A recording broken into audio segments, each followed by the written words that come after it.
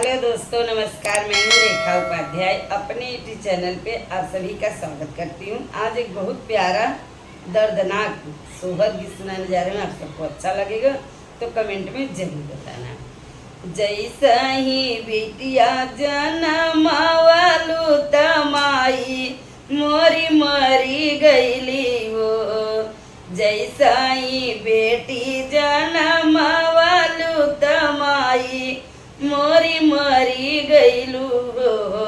हे माई बाबू कैले दूसरा बियाह वासौतेली माई घरे आईनी गो। हे माई बाबू कैले दूसरा बियाह वासौतेली माई घरे आई हो।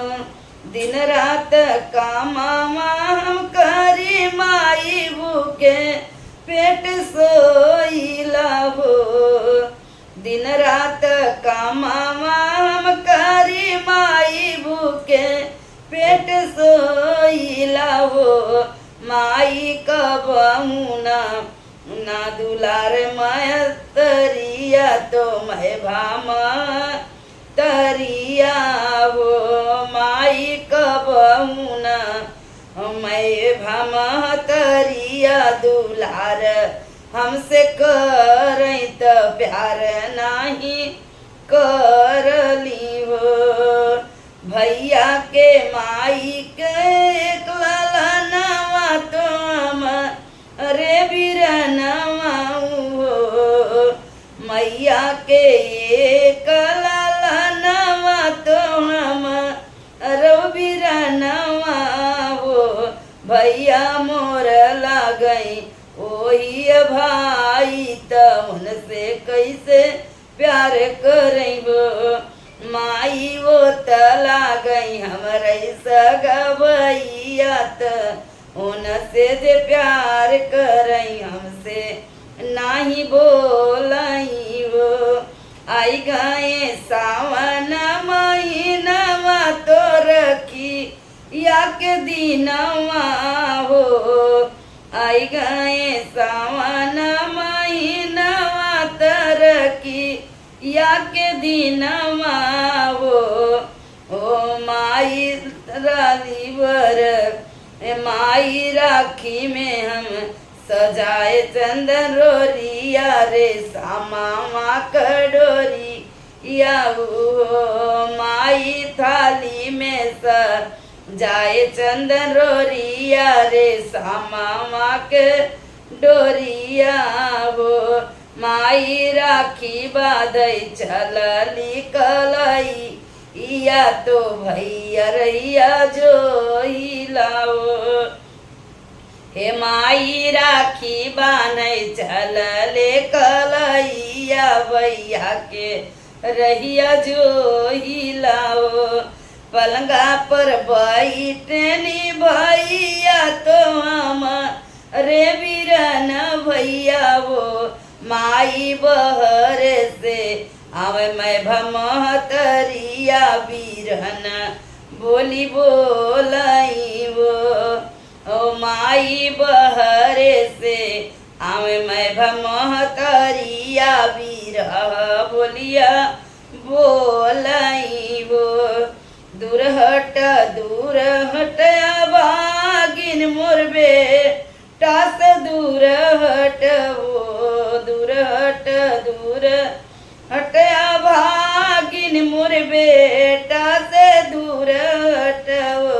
तू त जाना माई खाई नव लुआ भागिन तू बाटी वो। तू त जाना मत माई खाई लियलू तो बेटा मारी डलब्यू त बेटा मारी डलब्यू। मैया सुनी ऐसा न बोलिया कर जवा मोर फाटई दूं कर जवा मोर फाटई वो। दोनों ही जन एक कोखिया त जन में भैया हमार हमें वो।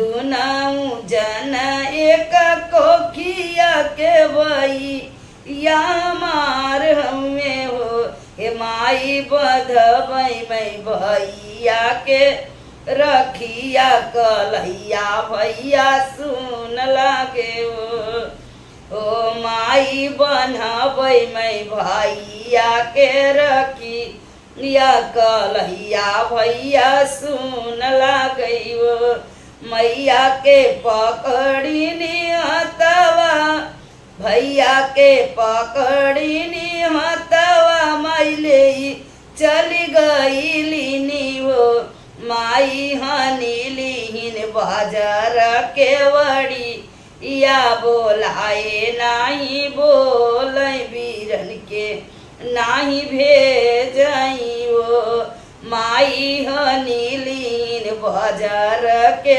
वड़ी या बोलाए नाही बोलई बीरन के नाही भेजली वो वहाँ से गईलीन बेटी रसोइया भोजन बनावली वो हे रामाय खिया से गिरली असुइया बहिनिया जे रोवली वो रामाया किया से गिरली असुइया बहिनी या जे रोवली वो अंगने से निकली नगिनिया तो बहिनी डसी लिहलिनी वो बहिनी गिरली पी छौर घर आई तो भैया के पुकारली वो बहिनी गिरली पीछे घर आई तो भैया के पुकारली वो भैया खोलना अपनी केवड़िया तो जल्दी बोरे आ वो भैया बहिन चली दुनिया चोड़िया की रिसमैया हुए वो भैया आई जाता आँखी के समाना वहाँ तो हाई भेटी ले इती तो से मिली ले इती वो इतनी बचन सुने भैया सुनाई नहीं पाए नी हो इतनी बचन सुने भैया सुनाई नहीं पाए नी हो सखिया तोड़ी दियले बाजार के वड़िया रसोइया दौड़िया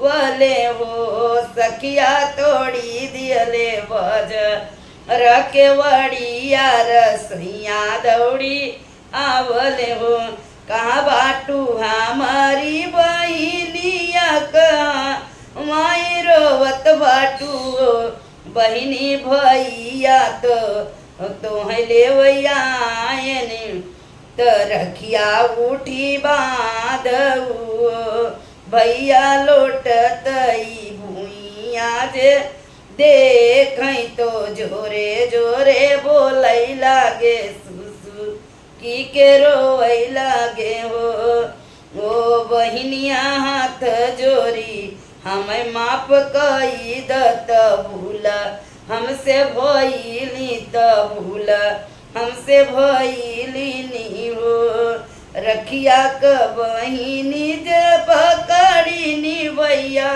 के कलैया बाधई हो रखिया तो बहिनी जे पकड़ी त भैया के कलैया बदली हो बहिनी छोड़ी चली दुनिया जहानावा तो भैया गोदिया मरी गईली धीमन भर के तोड़ी गईली।